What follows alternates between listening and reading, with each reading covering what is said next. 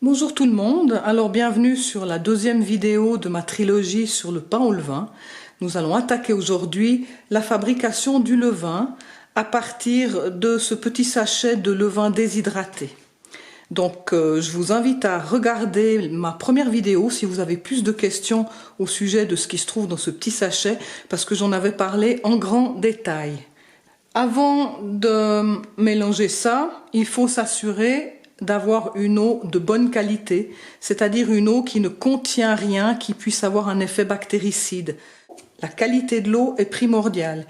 Il ne faut pas d'eau qui contienne du chlore et il faut aussi veiller à la propreté des récipients, c'est-à-dire il ne doit pas rester de résidus de savon ou de choses comme ça dans votre eau. Si vous avez des doutes sur la teneur en chlore, parce qu'il se peut qu'il y ait du chlore dedans même si l'odeur n'apparaît pas, vous pouvez tirer votre eau la veille au soir et la laisser carafer. Le chlore devrait s'évaporer et puis ensuite l'eau sera beaucoup plus propre à ne pas détruire une culture bactérienne telle que celle de notre levain. Maintenant le récipient, il vous faut de préférence un récipient transparent. Alors celui-ci a une bonne taille pour démarrer et après quand votre levain aura pris un peu d'ampleur, vous pourrez le transvaser dans un récipient plus gros. On va commencer avec ça et donc on va réhydrater cette poudre. Il faut bien se dire que ce levain déshydraté, c'est uniquement de la farine de seigle qui a déjà fermenté. Donc là, si on se contente d'humidifier ça, ça ne sera pas suffisant parce qu'il n'y a plus vraiment de nourriture pour les bactéries. Elles ont déjà consommé ce qui peut l'être pour avoir fait la fermentation qui a permis de faire ce levain. Donc il va falloir aussi qu'on ajoute de la farine qui n'a pas encore fermenté, afin que les micro-organismes qui sont là, plus d'autres qui vont s'y ajouter, puissent coloniser un nouveau territoire vierge. Alors j'ai ici de la farine de seigle complète, 100% bio, qui est une base assez intéressante parce que c'est une des farines qui fermente le plus facilement. Donc je vais utiliser ça. Ici la quantité c'est à peu près une cuillère à soupe, donc je vais rajouter une bonne grosse cuillère à soupe pour avoir à peu près la même quantité de matière sèche non encore consommée. Et puis je vais simplement rajouter l'eau.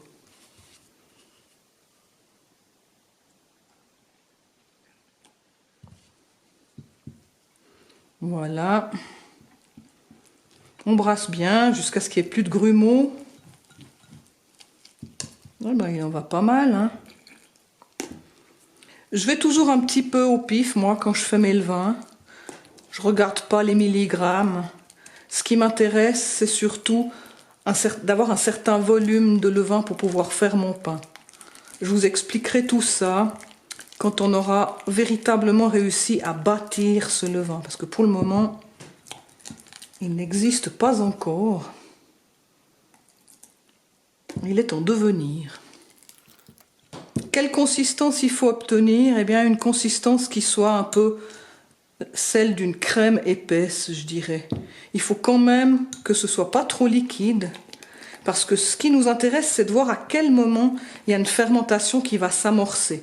Et la seule façon pour nous de le voir, c'est d'observer qu'il y a des bulles qui se forment à l'intérieur et que le levain va donc se soulever sous l'effet de ces gaz. Les petites bactéries consomment la farine, on peut presque dire qu'elles qu'elles pètent dedans.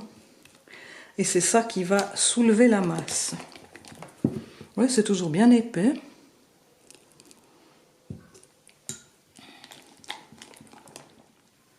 Alors attention aussi, si vous faites comme moi, là, de ne pas avoir vos mains encore toutes savonneuses ou de ne pas avoir utilisé un désinfectant chimique, parce que le levain, je vous dis, il est hyper réactif.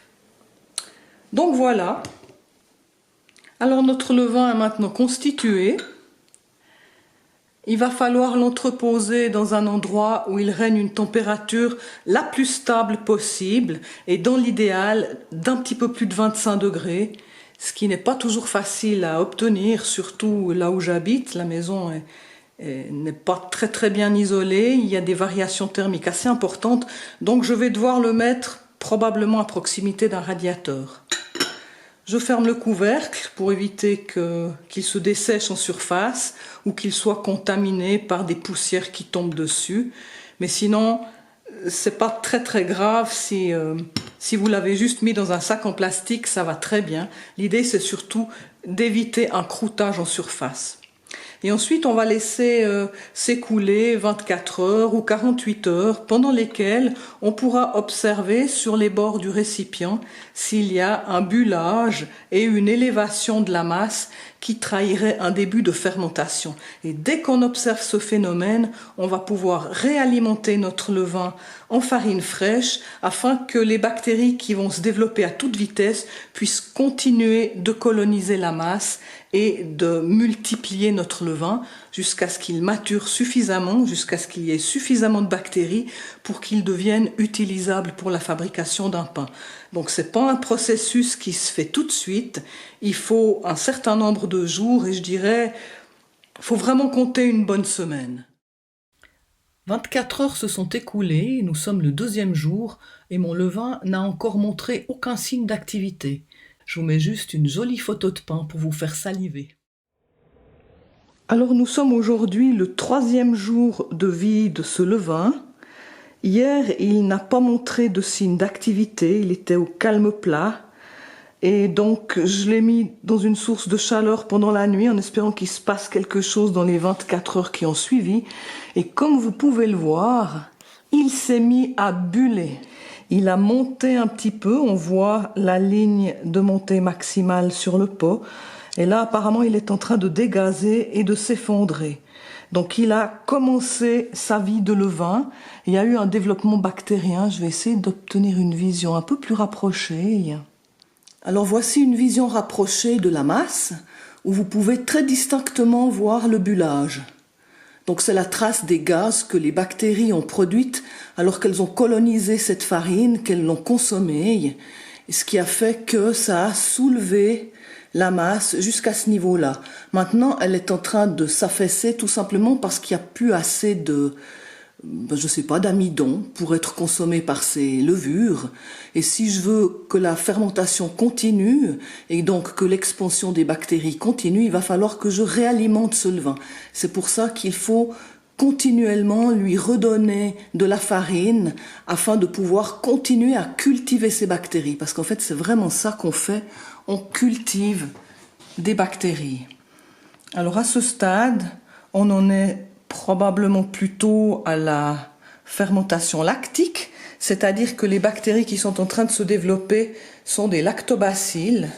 L'odeur n'est pas encore très caractéristique et je pense qu'il faudra encore un jour ou deux pour que la fermentation acétique s'amorce et qu'on commence vraiment à sentir l'odeur aigrelette typique du levain. Vous voyez, il est un petit peu liquide, c'est tout à fait normal. Donc là, je vais rajouter la farine. Je vais déjà voir à quoi ça ressemble. Ah, vous voyez, ça mousse bien, hein? Très bon signe. Il est en vie, actif. Donc comme il s'est liquéfié un peu, je ne vais pas rajouter d'eau tout de suite. Là, j'ai mis une cuillère à soupe de farine de seigle. Ah ouais, j'ai même pas besoin de rajouter d'eau à ce stade. Elle est même plus liquide qu'avant hier, cette pâte. Comme je vous ai dit, vous avez intérêt à ce qu'elle soit un peu épaisse parce que sinon les bulles viennent crever à la surface et ne parviennent pas à soulever la masse et donc vous ne pouvez pas vraiment observer la fermentation. Si elle ne se soulève pas, votre masse, le lendemain, quand vous voyez votre levain, vous ne savez pas s'il a monté ou pas. Alors voilà, la consistance est pas mal. Hop et hop. Et je vais le laisser comme ça jusqu'à demain. Et je pense qu'on va commencer à observer une belle montée. Je suis allée nettoyer le récipient parce que c'est plus agréable à regarder quand c'est propre. Et j'en ai profité aussi, j'espère que vous voyez, j'en ai profité aussi pour mettre un élastique autour du pot pour signaler le niveau du levain avant la levée. Comme ça, on pourra voir de combien il s'est élevé à son pic de croissance, si par hasard ça se produit pendant la nuit puis qu'on ne peut pas être là pour le constater, on le verra le lendemain grâce à ça et grâce aux traces qui seront sur le bord du récipient. Alors pourquoi c'est important de suivre la levée du levain? Eh bien c'est simplement pour s'assurer qu'il y a une colonisation bactérienne et pour aussi constater sa vigueur. Plus le levain monte au-dessus de l'élastique, plus la colonisation bactérienne est efficace et plus le levain est vigoureux. Et il va falloir faire cet exercice plusieurs fois d'affilée pour réguler un petit peu ces colonies de bactéries et puis rendre son levain plus robuste. Donc ensuite, on pourra modifier les conditions dans lesquelles on conservera notre levain plus facilement si la colonie de bactéries est bien robuste. Et puis surtout, on va pouvoir commencer à faire du pain. Donc le premier jour, je l'ai créé. Le deuxième jour, je n'ai rien fait parce qu'il ne s'est rien produit. Donc je n'ai pas rajouté de la farine. C'était inutile de rajouter un territoire à coloniser à des bactéries qui n'étaient pas en assez grand nombre. Et maintenant qu'elles se sont manifestées, qu'elles se sont multipliées, j'ai pu faire mon premier nourrissage ou mon premier rafraîchi. Nous sommes le soir du troisième jour. Et comme vous pouvez le voir, le levain a déjà doublé de volume. Regardez-moi ce bullage de fou. Il est donc extrêmement actif. Il y a eu une expansion bactérienne très très efficace puisqu'elle a réussi à soulever la masse et à la faire doubler de volume. Je vais vous montrer l'intérieur. Regardez cette surface bombée qui trahit une poussée de gaz depuis le dessous et qui montre que le levain est encore en phase ascensionnelle et que la fermentation n'est pas terminée. Je vais donc le laisser continuer à monter et quand je vais commencer à observer une légère décroissance, donc il va commencer à s'affaisser et à dégazer, eh bien je vais le réalimenter en farine fraîche avant la nuit. Comme ça, il passera la nuit sur la farine fraîche et j'aurai gagné, on va dire, une demi-journée pratiquement. J'aurais fait un rafraîchi de plus que prévu et demain je pourrais faire un rafraîchi demain matin, ce qui accélérera encore la maturation du levain. Alors, regardez-moi ça. Mais c'est un truc de fou. Trop beau. Nous sommes le soir et je vais procéder au deuxième rafraîchi de notre levain. Voilà. Vous voyez, il s'est affaissé. Pas complètement, hein. Et je vais lui faire un rafraîchi pour la nuit.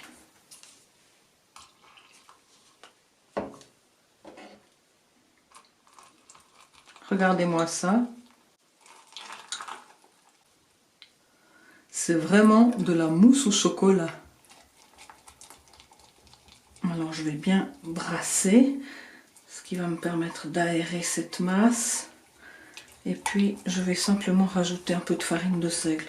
Alors pour ne pas me retrouver avec une quantité de levain ingérable, je ne le réalimente pas trop. Je vais mettre 2 cuillères seulement. Et si je vois que ça fait trop demain matin, peut-être que j'enlèverai une partie du levain. Je pourrais l'incorporer à une pâte à crêpes afin d'éviter que ça ne prenne une dimension exponentielle et que je ne sache plus que faire de ce levain, parce qu'il faut répéter cette opération plusieurs jours de suite pour que le levain soit vraiment équilibré. Donc ça prend du temps et on se trouve vite avec des quantités de levain qui sont assez vite ingérables. C'est pour ça que j'en fais pas trop. Voilà, une deuxième cuillère. Je pense que ça va suffire. Et demain matin, ça va quand même être pas mal parce que je pense que le pot va être joliment plein.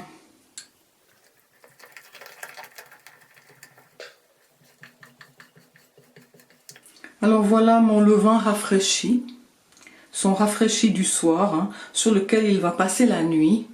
Et demain matin, il aura refait une fermentation pendant la nuit et je pourrai le réalimenter.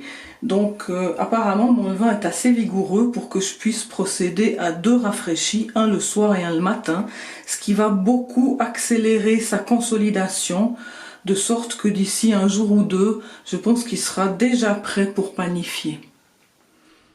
Alors voilà le spectacle qui m'attendait le lendemain matin, quand je suis venue contrôler la levée nocturne de mon levain que j'avais alimenté hier soir.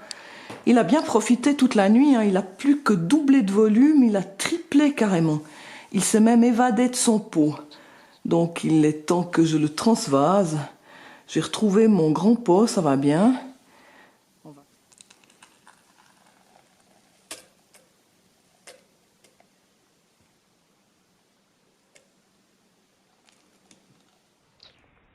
Alors voici mon levain installé dans son nouveau pot.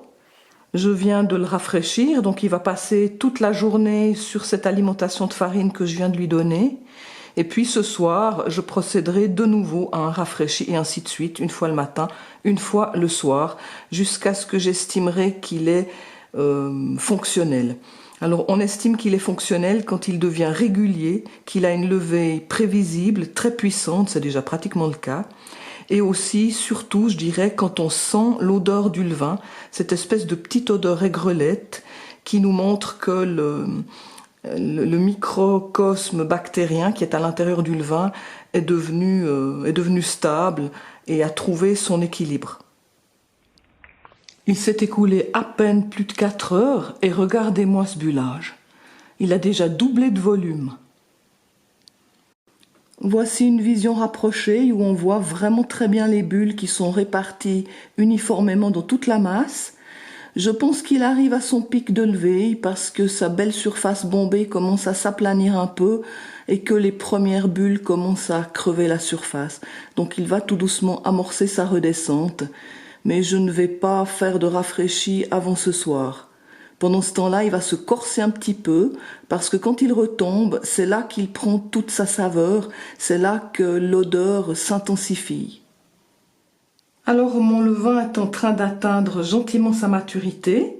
Il commence à sentir très bon, une bonne odeur de levain, un petit peu piquante. Et là, nous sommes le dernier soir où je viens de l'alimenter. Je viens juste de faire le rafraîchi, donc il est entièrement compacté, il va lever pendant la nuit, il va s'affaisser de nouveau. Et demain matin, je vais faire l'ultime rafraîchi, ce qui va m'amener à une quantité de levain qui est juste légèrement inférieure à la moitié de ce récipient qui est de 1 litre. C'est à peu près la quantité de levain qu'il faut avoir pour faire un pain, de façon à ce que quand on prélèvera le levain pour faire la pâte, on puisse en conserver encore une quantité suffisante pour le cultiver jusqu'au prochain pain. Donc on se retrouve demain. À bientôt.